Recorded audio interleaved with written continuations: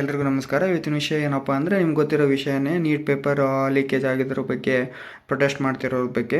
ಹೌದು, ಪ್ರೊಟೆಸ್ಟ್ ಮಾಡ್ತಿರೋದು ಕರೆಕ್ಟು. 11 ಜನ ವಿದ್ಯಾರ್ಥಿಗಳು ಸತ್ತು ಹೋಗಿದ್ದಾರೆ, ಆತ್ಮಹತ್ಯೆ ಮಾಡ್ಕೊಂಡಿದ್ದಾರೆ.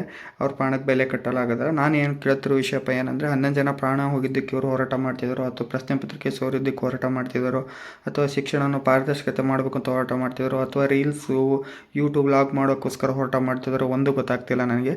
ಇತ್ತೀಚಿನ ಬೆಳವಣಿಗೆ ನೋಡಿಕೊಂಡು ಹೇಳ್ತಿದ್ದೀನಿ, ಇದು ವಿದ್ಯಾರ್ಥಿ ಪರ ಹೋರಾಟ ಅಲ್ವೇ ಅಲ್ವಾ.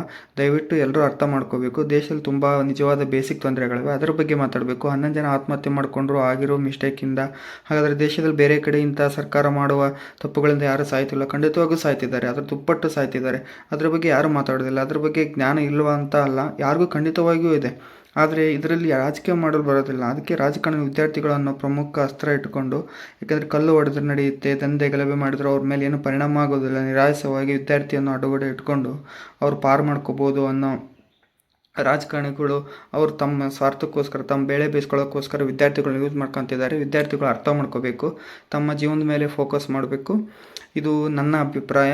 ನನ್ನ ಅಭಿಪ್ರಾಯ ಸರಿಯಾಗಿದ್ದರೆ ಪ್ಲೀಸ್ ಶೇರ್ ಮಾಡಿ. ನಿಮ್ಮ ಅಭಿಪ್ರಾಯಗಳನ್ನು ಕಮೆಂಟಲ್ಲಿ ಕಮೆಂಟ್ ಮಾಡಿ.